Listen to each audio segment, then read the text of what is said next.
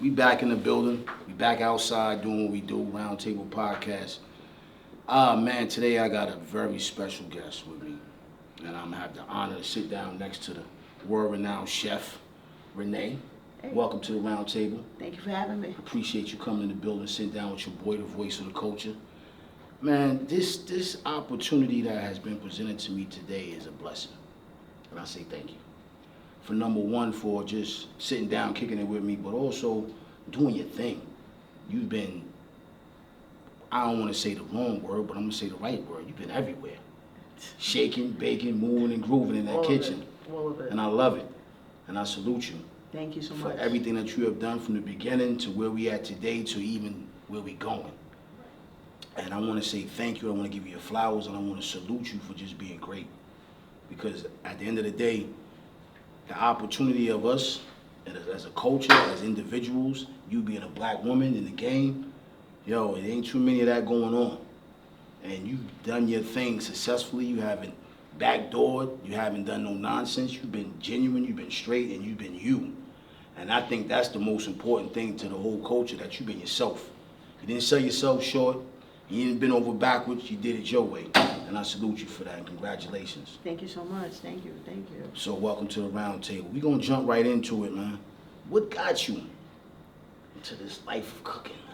Man, the life of cooking, I love food, first of all, right? So I grew up in Barbados watching my grandmother cook all the time, everything from scratch. You know, we had a garden in the backyard with the breadfruit trees. Went in the back and had to pick. Yeah, listen, we had everything there, you know, and just watching her prepare everything, you know, I fell in love with her. You know, that's the first woman I fell in love with. Right. But, you know, I fell in love with food, and from there, you know, my mom, we're here in the States.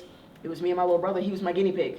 So whenever I wanted to try something that I saw on Food Network or whatever, that was my guy to let me know, oh, this tastes good. Oh, don't do that again.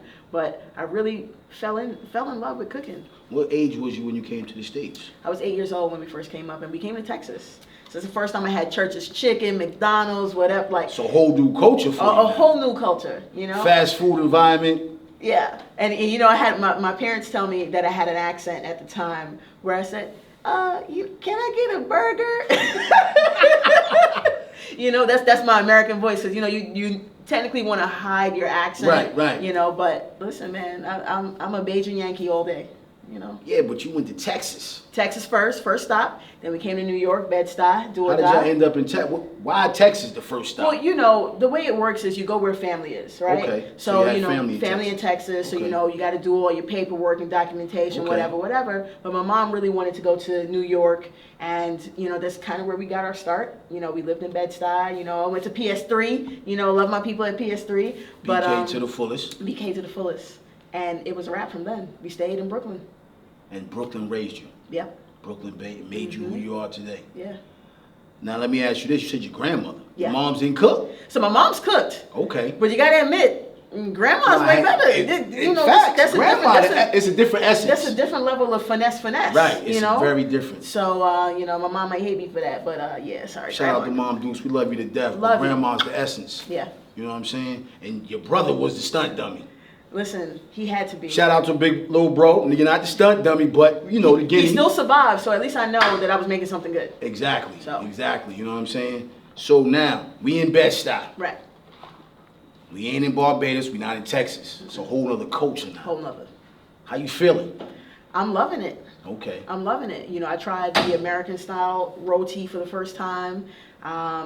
Enjoyed Chinese food for the first time. I was like, man, this shit's so good. Right. This duck sauce, what is this? I don't know what this is. But you know, and I used to pick all the onions out and everything. Because you know, as a kid, you know, you don't. Picky eater. Yeah.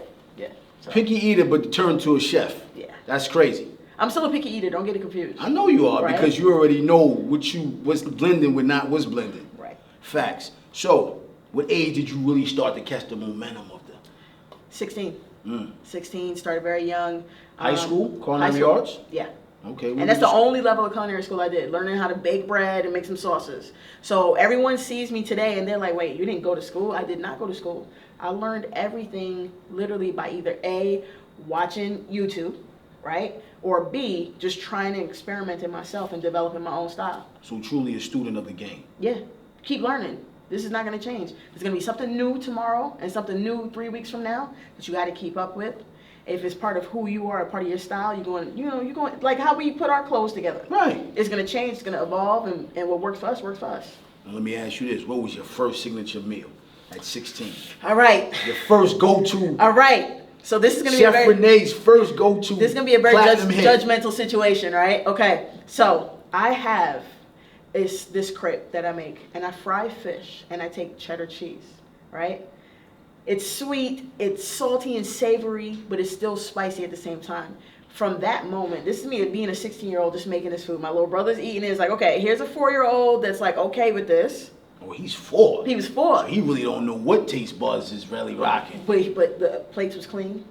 And that's when I really knew I love sweetness, salty, savory, spicy, collectively together. And everything just kind of started going from there. You know, you have a girl over too as you kind of grow. And I'm like, oh, let's do this shrimp and pineapple sauce. I think you're really gonna like it. And so that became part of me. You know, you have a girl over. That was in your arsenal. Right there. You know what I mean? You get them All the time. Because I ain't gonna front. I can't cook for shit. Right. I got you. A little tip here and there. I got you. Just text me. But I've been basic. You know what I mean? And I always been I'm a foodie. Right. And it's funny, I'm always down to, if someone's cooking, Lil, I'm more of I want you to cook instead of them. I don't want the big dog to cook. I want, you know what I'm saying, someone that's up and coming, because I feel like at that age and that time, you had nothing to lose but everything to gain. Mm-hmm. Hunger. Natural. That's the thing. It was, and I felt it in you. Right. Because when you said it, you was like, I felt like that back then was that time. You was like, But now, we're going to move up in age. Right. We're 20 now. The game has stepped up. Mm-hmm. What more, in that time that you progressed on your cooking, have you added to your arsenal? Because now, I'm quite sure the dishes is coming from all angles now. And plus, let's not forget your upbringing, Barbados. Right. I believe did that play a big part in your cooking It'll too? always play a big part. But, at that time frame, the people that I was surrounded by weren't really into West Indian food like that. So, it was very Americanized. Not to cut you off, No. did that bother you a little bit? No, not at all. Okay. Not at all. Okay. It's because, sometimes the reality is in life, people are scared or judgmental of things they don't know. Exactly. Right? All the time. So, I'm thankful to my mom who's raised me to a degree where I understand, like, look, listen, you can't take everything personal. Right? So, a lot of things that I would make would be something cognizant of what you would get at Red Lobster or, what is it, Olive Garden or something like that. That's then. But when we talk about as it progresses, you keep that West Indian style in there, that heat. It's natural, it's necessary. Those flavors, the curry, the cumin, the marjoram, the thyme, those are the elements that I love to add to what I got going on. Now you adding that on your own type of terms. You just already know what to mix, what to blend to give it that. Right. Because I'm not a spicy eater. Right. So I'm a type of cat. I might say, was that spicy? Because if it's too spicy, I don't want it. Right. Oh, nah, you're good. Right. So those that don't know your background and you're adding all these flavors, I'm quite sure everything just kind of was a marriage. It was definitely a marriage made in heaven. For some people, they don't really get it. They don't really understand. Like, sometimes everything is about balance. Right? Say that again, though, because I need my listeners to understand that. Sometimes things are just about balance. It's about the finesse of things. You can put a little of this and a little of that, and, a little splash or whatever, but you have to make sure there's a balanced story that you're telling when it comes to food. Last night I made octopus, right? Clients were absolutely in love with the concept before even trying the food. Let me ask you this. Did they ask for the octopus? They asked for that. Okay. Right? And apparently, you get there, the mom loves it, the grandmother loves it. I'm like, okay, great. So I got to make sure that this is on point to the T. Make sure my spice level, my acidity is right. Put a little smoked spices, a little paprika on the potato. Give it a little fry. It's the smallest things. And once you put everything together, silky, creamy, bite, that textural component. Like, that's what my clientele looks for. And then your presentation was amazing because I watched that last night. And I'm an octopus fanatic. And I could buy them bullshit ass Goya cans. Forgive me, I'm done with the cans though because of high blood pressure. But anyway. Right. It ain't good for you.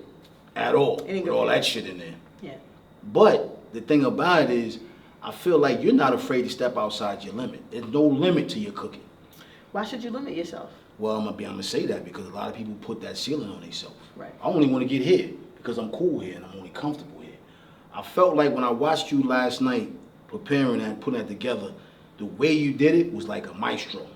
Right. Everything was like you just orchestrating the whole shit, and you were so comfortable in it. Right. And that made me admire you even more because I didn't see that sense of, I don't know, I saw that, I got this. Let me add my, let me do my shit. Let me talk my shit without talking. That's just me in general, you know. Like I said, balance. You know, you should tell a story. It should be a symphony, you know, because when you prepare yourself, so for chefs, we call our mise en place, our mess in place. So we love to have everything situated. Yes. If you're situated, you can move in a such, you know, like the symphony is Easy just going. way. It's You like just boom, flow. just, and then you know you got your assistant chef coming behind, like, all right, let me do this, let me do this, let me get the paper so we can wipe and make sure there's no grease and no lingering fingerprints, so on and so forth. That's my style. So let me ask you this. What age when you said, Renee, this is your calling? What was the age? Like at that point, that moment, that time? I think that time really came.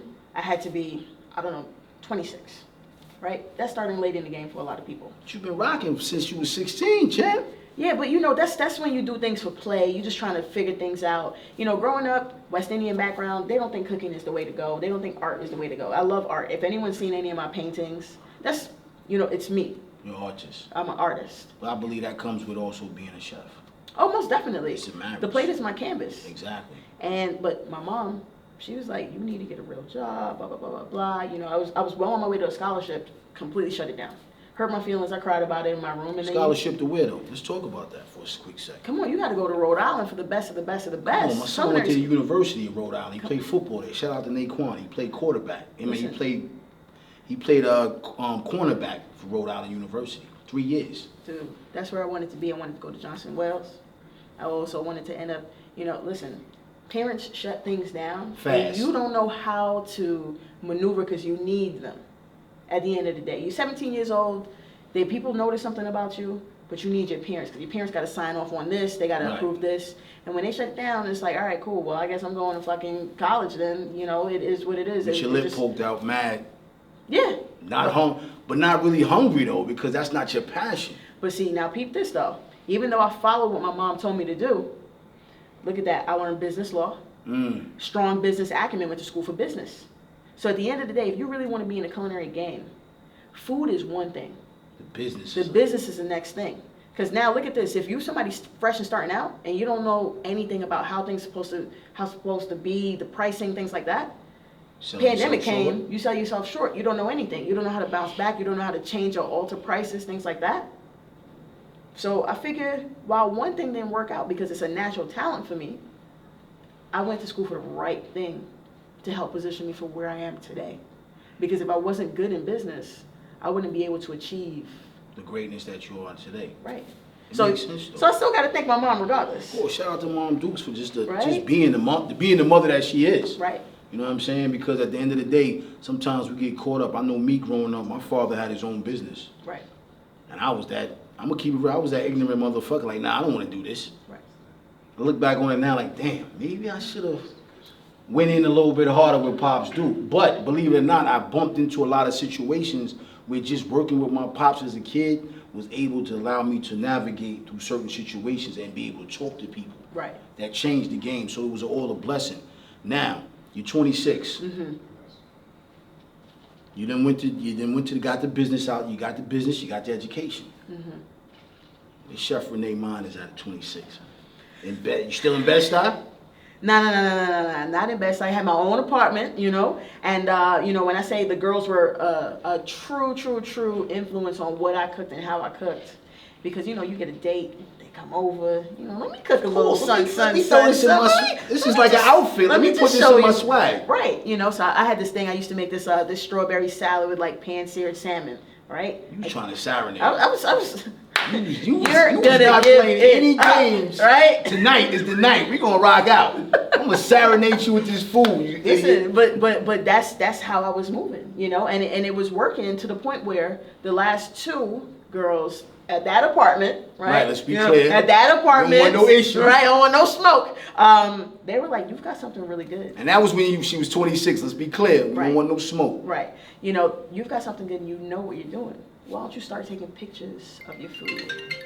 Uh-oh. Keep on. Hotline, man. Nah, it ain't none of your business. We rocking.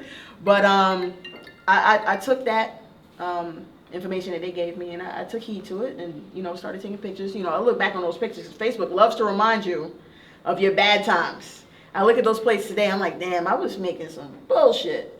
But practice makes perfect. So every time I try this and try that and try this and try that, if you look at my plate comparison from then to now, I applied myself. And I've only worked in 3 restaurants ever. Wow. 3 restaurants, and all for a short stint of time. You know, my first job, you know, I was there for like 6 months. I was a prep cook, line cook, you know, but I quit on that job because I don't like people talking shit to me. I don't. I heard it's very aggressive It can be aggressive. in that kitchen now. Dude, I've cried. I've cried in the walk-in. So what you hear and see on social media and how things are is real. Yo, I'm gonna keep it real. My wife works in the kitchen. Right. She's not the chef. Let's be clear. Okay. She you know, but she's had come home with moments with, I'm sick of this shit. I'm like, yo, my nigga, you not even. You don't even cook in the house. Listen, let me But I get it, you know what I mean? You know what I'm saying? Shout out to you, babe. No disrespect. Hey, babe. You know what I mean? But that's why I asked you that, because she was like, you just don't understand. People on your back and talking to you crazy. It's like I'm out in this. She said to me, it felt like I'm out in the streets. It can be like that sometimes. It can be. So for me, you got to look at it like this. There are women in the industry who know what they're doing, right? But they don't get the credit for it. Why is that?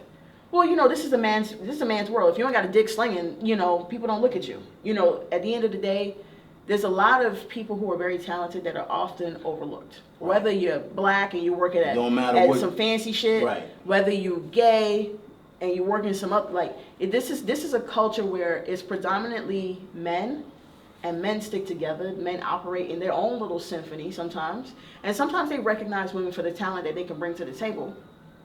But I recognized that I wasn't getting the talent recognition that you should get. And I felt like I needed to create my own lane. So I started doing my own dinner parties, because it was like, damn, you know, why are other chefs getting called for stuff, but not me? You know what? I'm going to do a dinner party. It's going to be 5 courses with hors d'oeuvres, with cocktails, and it's going to be in the Hamptons.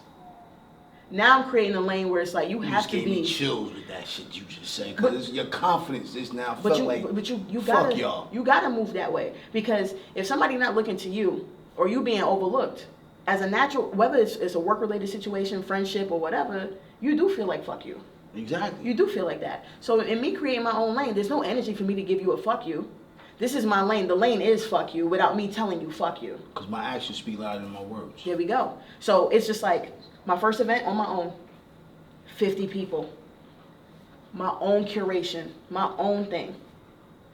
I needed to create that space. In the Hamptons. In the Hamptons. So now I'm one of the most requested chefs in the Hamptons.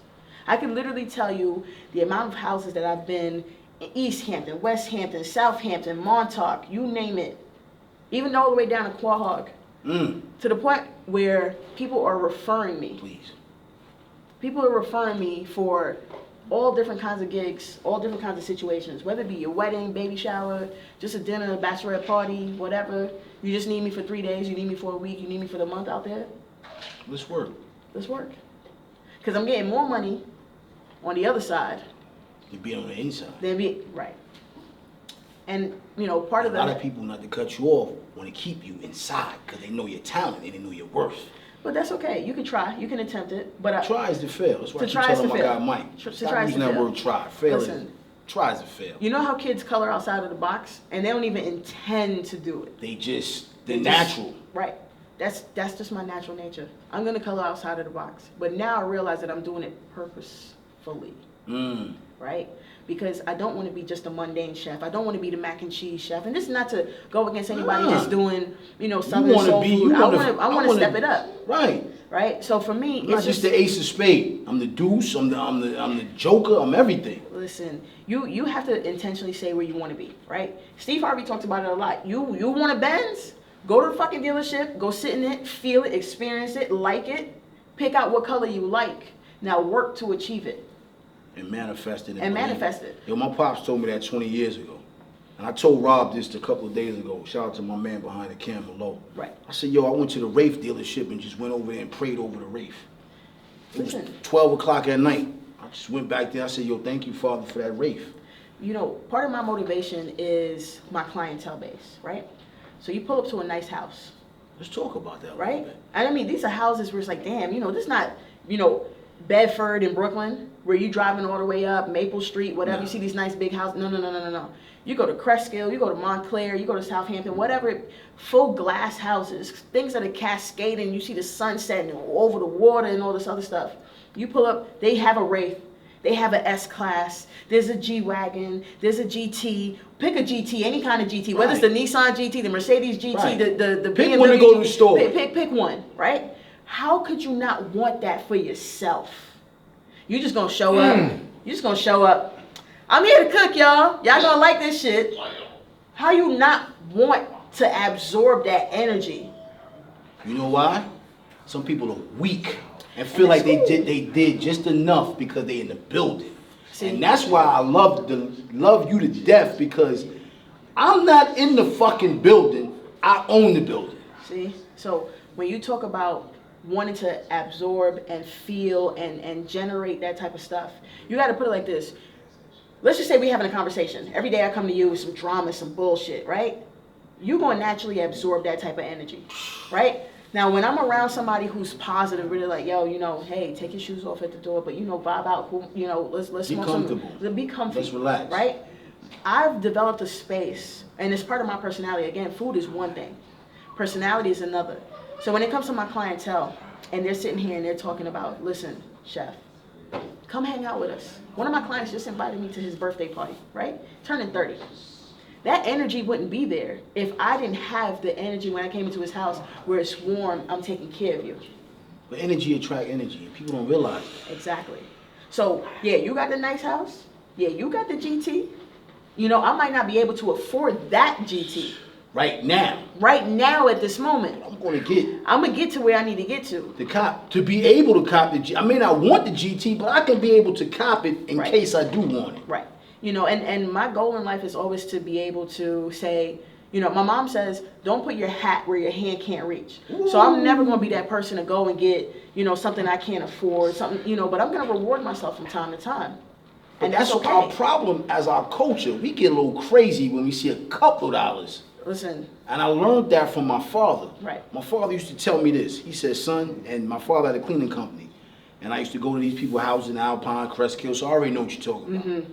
We go in these houses, and I laugh, because I'm chasing Jordans. And I go in this kid's room. This kid got beat up Adidas, beat up Nikes. He shit looked like he was homeless for decades. Right. My dad said, see, our problem is we want the now. Mm-hmm. He said, I want the forever. So, and that stuck with me. Like, I want forever. I don't want it now. Because now it's here and there. He dunks, then came out in 87. Right. And they're going to repeat, and they're going to repeat again. And they back again. Everybody's jumping on. I'm like, yo, come on, Patrick Ewing had him on. He was in Georgetown. So this is something that I tell a lot of people. You can't think about right now. You can't think about today. So someone was telling me before, yo, chef, you know, I'm really just trying to take care of myself. You know, I got things to do, whatever, blah, blah, blah, right? I just want to be able to at least, until September, take care of whatever I need to take care of. At the end of the day, I said no. What you want to do is be able to take care of yourself in a capacity that you're not saying, I'm setting a timeline. You program that mentality, you program your mind to say, I'm taking care of what I need to take care of. Because when September does come, you don't want to sing the same song rolling into fucking December, right? You don't want to sing the same song. You want to set yourself up for success in such a way that it's like, you know what? I'm good. I'm good. You may not be where you want to be, but you still covered your bases. That's dope. Now let's talk about the bases, because you got some things in the making that's, you know, that you chefing up, as always. You know what I'm saying? We're not going to get into the details of it, but congratulations on that. Thank you so much. You know what I'm thank saying? you. Let's talk about those that don't know your clientele. Just drop, you know, if you don't want to drop the names, it's cool, but you done did some things for NFL, NBA, Yeah. CEOs. I don't know about baseball. Now I did have a baseball player, right? Okay, Major League. Yeah. For me, my clientele base is strong. I've had, some big Hollywood stars that, a lot of people know from like Batman and all that stuff.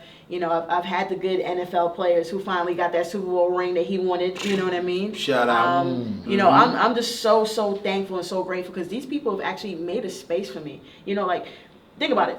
No one had to follow me around while looking at Odell, but he chose to call my name. He chose to mention me. Shout out to Odell for that. Right? That's a blessing. That's a commercial in a commercial. That's an ongoing commercial. Exactly. Right? And I'm so thankful and so grateful. I think for me sometimes, that humble pie, I think I eat that pie a little too much.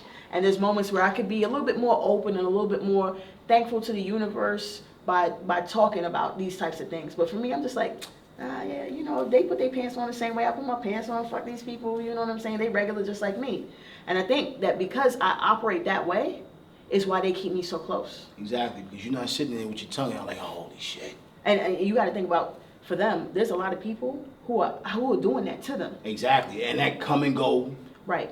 And just. I'm here to stay. I'm one of those people. Even if I don't cook for you anymore, I'm here to stay. I'm gonna check in. Hey, what's going on? How's everything? I love when my clients check on me. Like, clients FaceTime me for my birthday. It was like, you remember my birthday? Of course. But you don't think that is coming to you. You don't think that that's coming to you. But I'm so thankful and so grateful for all the doors, all the recommendations, because without them, maybe I'd be someplace completely different. Maybe I would be in the same place that I am right now. But I'm still grateful. And the trials and tribulations, also you being a young black female in the game, you know what I'm saying? And not selling your soul, not being no sucker, not being a do-boy. Right. Just really staying true to who you are. I mean, but that's part of that Brooklyn thing. When people used to say, "Oh, you're a Doja." I feel like that's not a Brooklyn thing. That's a Barbados thing. I believe that's your culture. Look, my mom y'all said, very strong-willed. Listen, I'm not a follower. I'm a leader. I refuse to be a follower. Now I'm gonna follow you to that lotto ticket if we got that $200 billion coming through. Hey, you need a chef, but let's go. Let's get Chef Renee in the building. Let's go. I am a true leader, and I love the people around me, and I encourage them. Like, yo, y'all are not my followers. I want y'all to understand. Like I told them, I went and bought a bottle of Clase Azul, right? I buy cheap tequila sometimes for myself. I'll buy like a Sauza, maybe a 1800, something in the 40. She said cheap. A lot of y'all might be copping that and think y'all playing. She just said cheap with it. So let's be clear. But anyway. But I had this one client. His name's Jesse, and every time I came to his house, he has Clase Azul for me specifically. Chef, I'm waiting for you, right? Before we even start cooking. And I'm just like, yo, I gotta cook before. Like, if I'm fucked up, I can't do what I need to do. But he believes in you. He believes in me. And he said, this is for you. So one day I decided to finally buy it, and I've been buying it, right? And I told everyone, I was like, look, you may think that this is something big, but it's not. It's something small because it's something even more expensive out there that we don't know about. But I want you to understand that this bottle right here, this is my bottle, by the way, this is my bottle. You can afford this and you can have this. I say everything that we see, every place that we're at, you can get this. You can work for it. The same way how I'm working for it, nothing is unattainable. We just got to push, and we got to connect with the right people and be focused. And the more that people in general, and I'm going to be honest with you, black people, because we hold ourselves down, the more that they really say a testament to themselves. Self, I'm worthy. Self, I'm capable. Those are the stepping stones. Knowing that you're capable. Tell yourself every day. I have to tell myself that. And it is a struggle for me to believe those words on most days. It really is a struggle because I sometimes can't believe that I've gotten to the point that I'm at. When I left the hospital, 5.5 years working there, I just wanted to work in kitchens. I never knew I'd be exposed to beautiful homes and, private jets and shit. Like, you don't think you're going to be on a private jet growing up in Bed-Stuy. Or growing up in Barbados. Let's be clear right now. Right. Your story is a testimony because it ain't where you're from, it's also where you're at. But your essence of adolescence got you to where you at today because of that greatness. Grandma, right. Mom Dukes, right. Little brother, yeah, playing snap. my guinea pig. You know what I mean? Shout out to him. You know what I mean? I'm mad I wasn't little bro because Big Sis couldn't cook a dime. Shout out to Shalita, lady to death, but damn, you couldn't cook. But But we here. Yeah. And the opportunities, people sometimes kill themselves by not allowing themselves to have an opportunity. But see, sometimes people kill themselves by taking the wrong opportunities. Let's talk about it, because Right. all money ain't good money either. Listen, that quote you just said, literally something that I said on Instagram, and I say it all the time. All money is not good money. So the other day I posted, I said, I see myself signing on with one client this fall, and it's for the worthiest, I saw not the that. highest bidder. Not the highest bidder. So people are gonna throw money at you. It happens. Whether it be a doctor, an athlete, they're gonna throw money at you because they have it. It's their disposable income. However, me working for you or you doesn't necessarily mean that I'm supposed to do it. Because you have a family doesn't mean that that family is a good fit. Because you could be a player and you know you've got the money to just shoot it out doesn't mean that that's a good fit. Because guess what? No matter what, I could work with a player. He might have a bad camp. His mom might be an asshole. Whatever. You paid me the most. It may not be the best situation for But me. it was a horrible situation. Right. Mentally. Right. I don't get to be creative. Whatever. I'm being told to do, I'm being stood over, I'm being treated like a Right. stepchild. All Right. money ain't good money. Right. You know, you could go work with a doctor. You could go work with any regular family. That doesn't mean that because it's family that it's going to be a wholesome, warm, welcoming situation. Might be a toxic family, which a lot of it is sometimes, Right. but we ain't get into that. Right. So for me, it's always about who the worthiest person is. You know, you could be a one guy. You know what? I like you. So you deal with the spiritual realm. Yeah. Listen, I I pray. really- I pray. I got my elephant on me right here. Right? That's signs of protection, number one.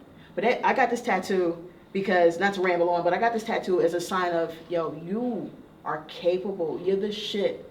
Elephants are often overlooked and unrecognized, but they're the most beautiful animal that there are. Such as yourself. Appreciate you. You know what I'm saying? And I got the number 7, right? God hour. Come on. The sign of completion. I'm where I'm supposed to be. Yo, I thought I was the only person that really understood that. Right. Because I was having a conversation with another individual. He's like, what are you talking about? I said, yo, don't worry about it. Just blow the reefer. Right. I'm over your head. I'm past you. And you're going to think I'm bugging because we smoking. Right. But he's like, yo, 7? I said, don't worry about it. And I said that to him. I said, yo, I'm complete on who I am. Right. And I tell my team that. I told Mike Boogie that the other day. I said, yo, I want to be the complete package. Right. Healthy, wealthy, positive, and great. Complete. Some niggas got money, but they dying. Yep. Yep. Niggas dead. Niggas is about to croak any day. Can't enjoy the success. You know what I'm saying?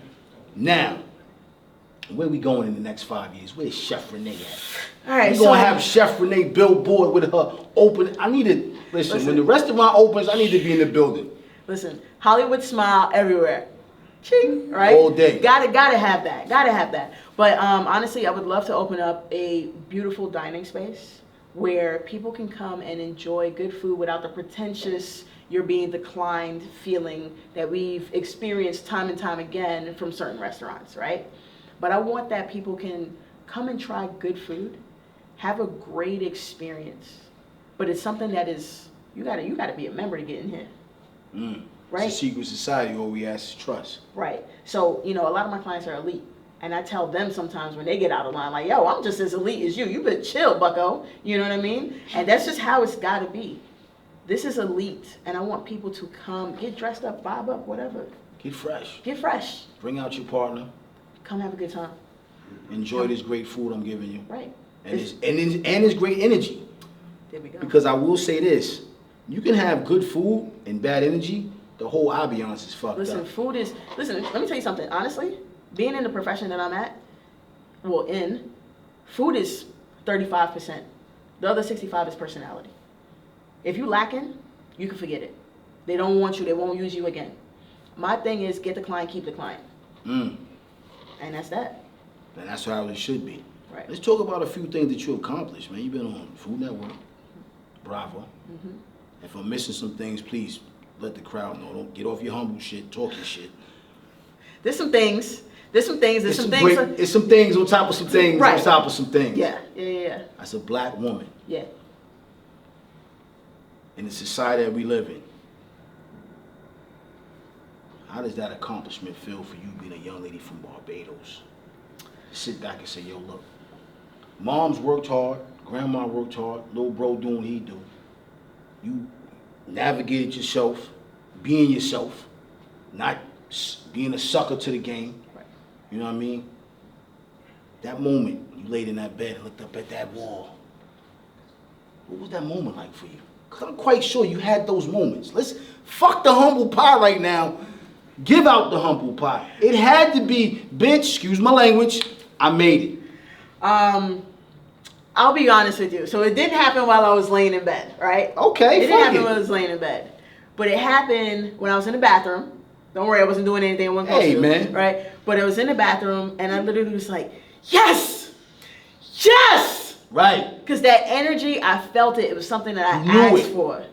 And it was just like, yeah, you know what? I'm thankful. I'm grateful. And most people think that I'm that person that always keeps cool composure. And I usually do. As you should. Right? But I have those moments where either A, I go ape shit, unnecessarily spiraling. You might just do this one time like this. Let's flex on these motherfuckers. Right? You know, a little, why not? Welcome to the gun show, y'all. I don't know if y'all catching that right there. Right. But, in the building. But, you know, I'm thankful and grateful. My humbleness has got me really far. As it should. But at the same token, I've learned from one client in particular, sometimes you got to show out because they're looking for you to be quiet about everything and you're taking this shit too lightly.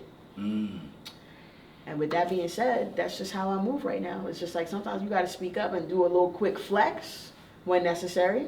But I feel like at this point, it's like, you should know who I am. Did you ever want to give up? Oh, all the time. Okay. Even current day. I'm just like, I don't want to do this chef shit. I don't want to fucking lug shit to somebody's house and whatever. You know, sometimes it's a lot. When you open that restaurant? Listen, God willing. You know God willing. When? When? I feel like this is going to happen for me in the next 3 years, realistically. We franchising or we just going to keep it one location? One location, maybe two. And if I do open anything, the first... You got to open up in New York. New York you is gotta give us. You got to give us Renee. New York is definitely a place, but the first stop is actually Tulum. Tulum, Mexico. Right? Hold on. Talk your shit. I love it. I'm not listening. I'm all for. So when we gotta fly to Tulum. Let's go. So when we talk about the spirituality, where I'm at, how I move, how I maneuver, you know, I'm all about the crystals, the Palo Santo, you know, making sure my energy is right, making sure the people around me are right. But Tulum is where I really learned to experience different types of foods in one place. And you got to remember, everybody that's flying to Tulum, everybody you see in New York, my man just came from Tulum. What they're seeing now is a saturated version of what I experienced 8 years ago. You understand? And from since then, I'm like, damn, you know, it'd be crazy. Like, people just building up, and you watch the developments go up and up and up and up. I'm just like, that would be a place for me to really start, because I know if my clients who are world travelers can tell me something as simple as, your tuna tartare is way better than anything I ever had before. What'd you just say? Your what? My tuna tartare. So I make this nice spiced, sexy tuna tartare. You know, it got like the chipotle and it got the wasabi and it got like all those little touches. The guacamole is fresh. And me not stuffing it and filling it with no tomato, no unnecessary stuff in there. This is straight to the point. The cilantro, the red onion, the fresh lime juice, the kosher salt going in there. It is literally authentic into the T, right? We got nice root chips that are fried up. You get, bite into it. There's a little bit of wasabi roll on there. Those are the types of things that my clients are, your shit is good. If these are people who travel, people who I've known. Travelers. Right, let's put the word travelers. Who used to frequent Tulum. Let's just talk about it, because again, it's saturated right now. Right. If they can tell me that my shit's good, if they're telling me my shit's good, and I stand behind it, you could put one of the world's best chefs against me when it comes to my tuna tartare. I can guarantee you I will whoop them 10 times over. Wow. That's how legit I feel about it. I've tried Hawaiian braised short ribs everywhere, or braised short ribs everywhere. Yo shit will never touch my shit. Send one of my peers to me. I can guarantee you with just those 2 items, they're going to have a seat. They have no choice. Yo, the shit and the level of intensity that you're bringing to the game, people really need to understand that. But you being a chef, I gotta ask you this. You can't take you to no restaurants. I mean, so how do we please the chef when it's time to go out and diddy bop? Well, you can take me to a couple places, right? Let's name a few spots that you can fuck with. All right, top three Top three all day. So I love Catch. Okay. I love it. It's one of my favorite places, right? Then there's a spot in Barbados. Catch is where for those that don't know, because we got some viewers may not know. So Catch is in New York. It's in LA. I know they're supposed to be opening up something in Miami. They've got one in Vegas. That's one of my favorite places, right? But then we've got a place called the Tides in Barbados. This is one of those top tier 5-star situations. If you've never been, you need to go. Beautiful water, bright sand, the whole nine. Right. The Tides, right? But then one of my favorite places, and it's a legit hole in the wall in Brooklyn. It's called Coco Roco, right? Now I know at one point, pandemic probably shut things down, whatever. But that's one of my places, Peruvian style chicken, right? You get the rice or mashed potatoes, whatever you into, whatever, it's your vibe. My wife put me on that spot too, I ain't gonna front. She put me on, I fell in love. Those 3 right there, I'm a happy camper all day, every day. Those 3. I ain't gonna call no 11 Madison Park. I'm not gonna call. No, I've had that stuff. I'm gonna be honest, I didn't think you really even fuck with that shit, because I feel like that shit was like, you kind of looked at it and said, I'm good. Listen, you gotta try everything. You gotta try a little of everything, because then you either develop an idea of what you like and what you don't like. But our skin color doesn't allow us to try everything, because we so ignorant and stuck. Yo, I just want to go to Houston's. See, so I'm gonna do you one better. The mentality of the skin color, that color, is what stops us from what we need to be doing and what we need to be trying. Exactly. Now, if you really want me to go off and spiral, we can talk about that right there. Like, black people, let's go. We get in our own fucking way about so many things. We do deserve too many things. We do deserve. Can I get a shot for that, please? I ain't got nothing to shot. Somebody pass me a shot. Somebody just pass me a red cup in the building, please. Something. But we get in our own way about the simplest things. We do deserve nice things. You know what? You do deserve to live in this nice building. They're going to look at you, but you deserve it. You do deserve the BMW. They're going to look at you, but you deserve it. You do deserve to be an executive or a CEO, but they're going to look at you, but you deserve it. And you got to start with yourself. Look in the mirror. Everybody, just look in the mirror. Self. Tell it, Kim. Self. I deserve this greatness. I deserve this niceness. And be honest with you, a lot of my friends, they tell me, yo, come on, son. Like, come on. You deserve this. And there's moments where you beat yourself up and you say you don't deserve something, right? Apply yourself. How do you expect to make $120K per year if you don't apply yourself? You know what I mean? You got to really apply yourself. Some people are cool with $50K a year and a couple of pairs. Well, that's okay. That's okay. That's okay. You can do that. But I'm going to be honest, and I'm going to say this.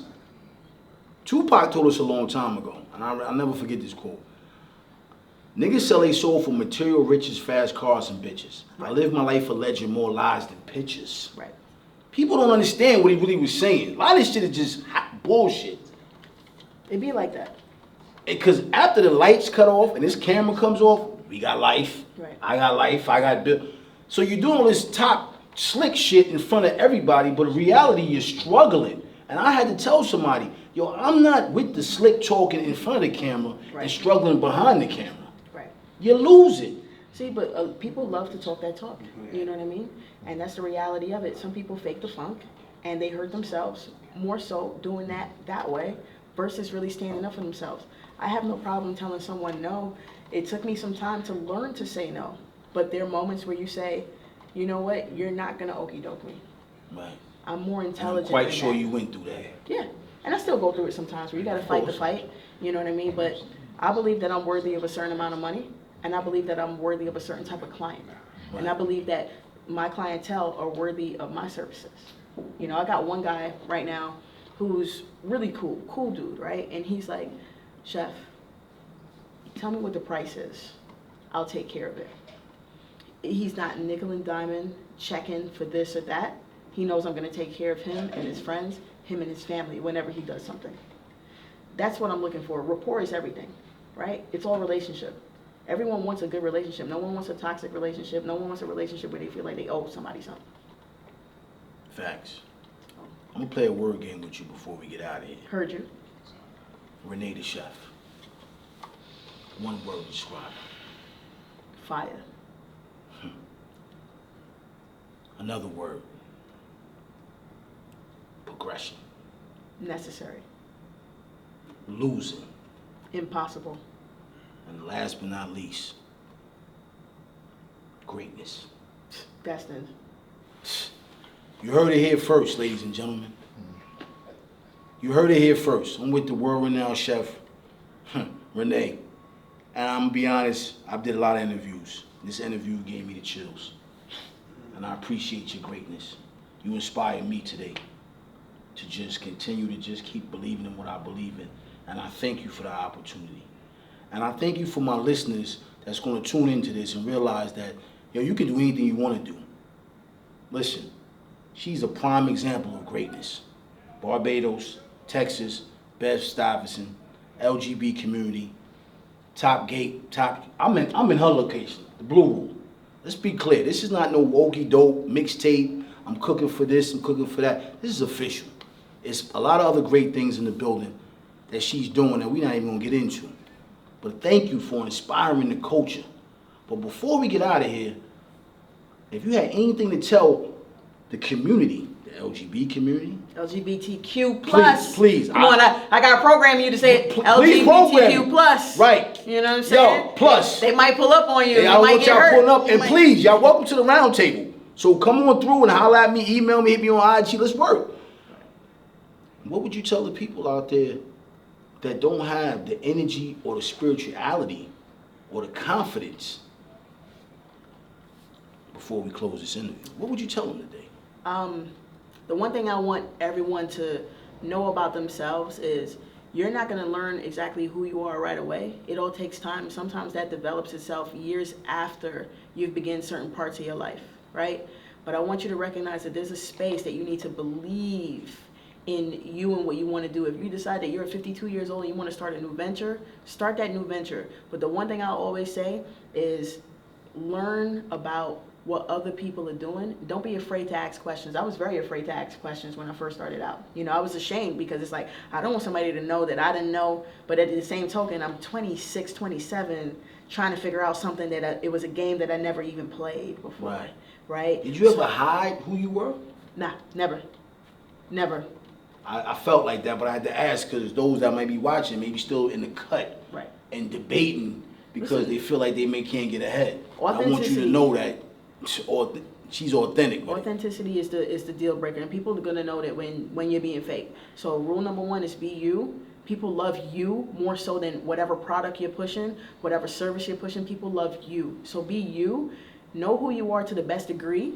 But as you're growing and you're learning, don't be afraid to say you don't know something, and don't be afraid to be like, you know what? I need to apply myself a little bit harder. Apply pressure on yourself sometimes, because that's what really helps you grow. That's all I got. Tell them where they can find you at. All right, so you can find me on Instagram, any social media platform, Chef Renee Blackman. That's ChefRenee Blackman. That's it. Smiles all day, people. Yo. Get comfortable with being uncomfortable. There we go. Thank you. My man Lowe said it first. Yo, you know what it is. It's the round table. I got Chef Renee, the greatest chef in the building. Remember what she represents, that one word she said was fire. Fire. And I got to thank you once again for sitting down talking to your boy. And I thank you for inspiring the culture. And I thank you for what you have done for us. Thank you. For real. Like, this ain't no mixtape, clue for prep. Yo, I really appreciate what you've done. And keep going. That's the game. Don't stop. And yo, listen, man, your waves is looking crazy. I'm hating on your waves. I got the baldy, but I'm hating. I'm ready to book her so she can come cook it. Right, you know what I'm saying? But on the real, y'all, we gotta understand, today is special because we in a different state of mind in this world, in life. And if you don't surround yourself around greatness, you ain't gonna never understand what it feels to be great. And honestly, man, I feel like I just energized myself even greater to be who I am because I'm with greatness sitting next to me. And the opportunity to have sitting next to you, kicking it with you, you didn't have to, but you did. And I admire you and I appreciate you for that. And remember, we at the round table. Nothing is impossible. I don't care what you're doing, where you're going. Put God first. Walk by faith, not by sight. Eliminate the word trying because it tries to fail. And just keep going. And Always don't stop. I don't care where you at. You know what I'm saying? I don't care what age you at because this is a prime example of greatness. This is another country coming to the U.S. taking over. Shout out to greatness right here. AKA this interview is going to be called Greatness with Chef Renee. It's the Roundtable Podcast. Appreciate your time. You know what it is. I'm out of here. It's your boy, the voice of the culture. I'm gone. Chef Renee, appreciate you, Queen. Thank you Stay so much. blessed. Thank you.